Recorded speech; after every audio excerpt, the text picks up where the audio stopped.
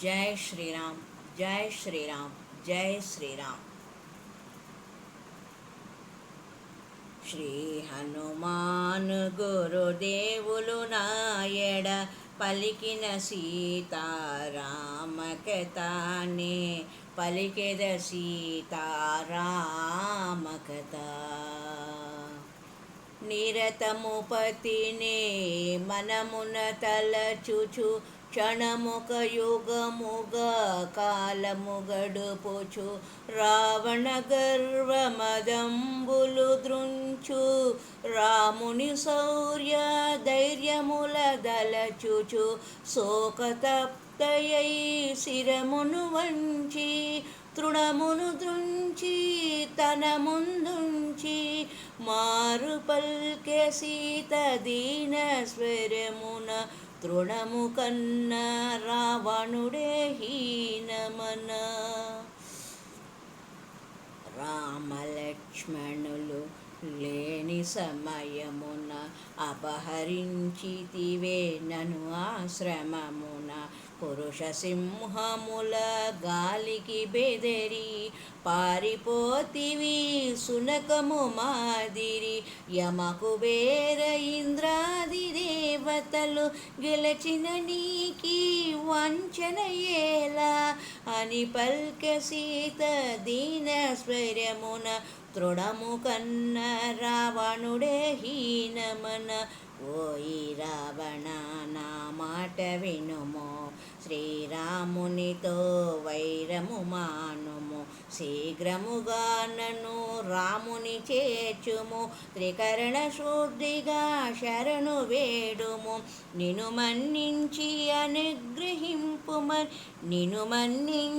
అనుగ్రహింపుమని కోరుకొందునా కరుణామూర్తిని అని పలికె సీత దీన స్వరమున తృణము కన్న రావణుడే హీనమన. శ్రీ హనుమాను గురుదేవులు నాయడ పలికెద సీతారామ కథ నీ పలికెద సీతారామ కథ. ఓ సీతా నీవెంత గడసరివే, ఎవరితో ఏమి పలుకుచుంటివే. ఎంతటి కర్ణ కఠోర వచనములు, ఎంతటి ఘోర అసభ్య దూషణలు. నీపై మోహము నన్ను బంధించెను, లేకున్న నిన్ను వధించి వందును అని గర్జించెను ఘనకర గాత్రుడు క్రోధోదీప్తుడై దశకంఠుడు. నీ కొసగిన ఏడాది గడువును 2 నెలలలో తీరిపోవును. అంతదనక నిన్నంటగా రాను, ఈలోపున నా బాగోగులు కనుగొను. నన్ను కోరని నిన్ను బలాత్కరించెను, నన్ను కాదను నిన్ను కనికరించెను అని గర్జించెను ఘనతర గాత్రుడు క్రోధోదీపుడై దశకంఠుడు. శ్రీ హనుమాను గురుదేవులు నాయడ పలికిన సీతారామ కథనే పలికెద సీతారామ కథ. ఓ రావణాన్ని క్రొవ్విన నాలుక గిజగిజలాడి తెగిపడదేమి. కామాంధుడాని క్రూర నేత్రములు గిరగిర తిరిగి రాలి పడవేమి. పతి ఆజ్ఞ లేక ఇటులుంటి గాని త్రుటిలో నిన్ను దహింపనాయేమి అని పలికె సీత దీన స్వరమున తృణము కన్న రావణుడే హీనమన. క్రోధాగ్ని రగుల రుసరుసలాడుచు కొర కొర చూచుచు నిప్పులు గ్రక్కుచు తన కాంతలెల్ల కలవరమందగా గర్జన చేయుచు దిక్కులు అదరగా.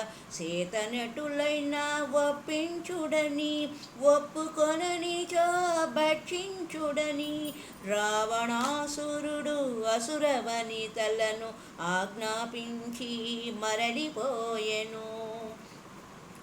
శ్రీ హనుమాను గురుదేవులు నాయడ పలికిన సీతారామ కథ నే పలికెద సీతారామ కథ. అందున్న ఒక వృద్ధ రాక్షసి తోటి రాక్షసుల ఆవలె త్రోసి కావలెనన్నా నన్ను వధింపుడు సీతను మాత్రము హింసింపకుడు. దారుణమైన కలగంటి నేను దానవులకు అది ప్రళయం బేను అని తెల్పె త్రిజట స్వప్న వృతాంతము.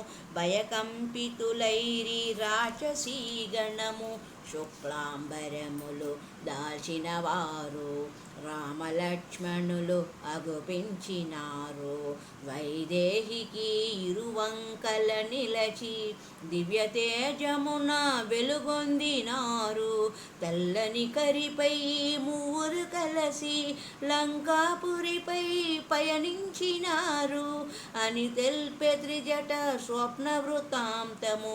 భయకంపితలైరి రాక్షసీ గణము దేవతలందరూ పరిసేవింప ఋషిగణంబులు అభిషేకింప గంధర్వాదులు సంకీర్తింప బ్రహ్మాదులు మును ముందు స్తుతింప. సీతారాముడు విష్ణుదేవుడై శోభిల్లను కోటి సూర్య తేజుడై అని తెల్పె త్రిజట స్వప్న వృతాంతము. భయకంపితులైరి రాక్షసీ గణము తైలమలదుకొని రావణాసురుడు నూనె త్రాగుచు అగుపించినాడు. కాలాంబరమును ధరించినాడు కరవీరమాల దాల్చినాడు. పుష్పకమందుండి నేలబడినాడు కడకొక శ్రీచే ఈడ్వబడినాడు అని తెల్పె త్రిజట స్వప్న వృతాంతము. భయకంపితలైరి రాక్షసీ గణము రావణుండు వరాహము పైన కుంభకర్ణుడు ఒంటె పైన ఇంద్రజిత్తు మకరము పైన దక్షిణ దిశగా పడిపోయినారు. రాక్షసులందరూ గుంపులు గుంపుగా మన్నున కలిసిరి సమూలముగా అని తెల్పె త్రిజట స్వప్న వృతాంతము. భయకంపితులైరి రాక్షసీ గణము తెల్లని మాలలు వలువలు దాల్చి తెల్లని గంధము మేని పోసుకొని నృత్య మృదంగ మంగళాధ్వనులతో చంద్రకాంతులు ఎగజిమ్ము ఛత్రముతో తెల్లని కరిపై మంత్రివర్యులతో వెడల విభీషణుడు దివ్యకాంతితో అని తెల్పె త్రిజట స్వప్న వృతాంతము. భయకంపితలైరి రాక్షసీ గణము విశ్వకర్మ నిర్మించిన లంకను రావణుండు పాలించెడు లంకను. రామదూత ఒక వానరోత్తముడు రుద్రరూపుడై దహించినాడు. ప్రళయ భయానక సదృశమాయెను సాగరమున లంక మునిగిపోయెను అని పల్కు త్రిజట మాటలు వినుచు నిద్ర తూగిరి రాక్షస వనితలు. శ్రీ హనుమాను గురుదేవులు నాయడ పలికెద సీతారామ కథ నే పలికెద సీతారామ కథ. ఓం ఆంజనేయాయ నమః. ఓం ఆంజనేయాయ నమః. ఓం ఆంజనేయాయ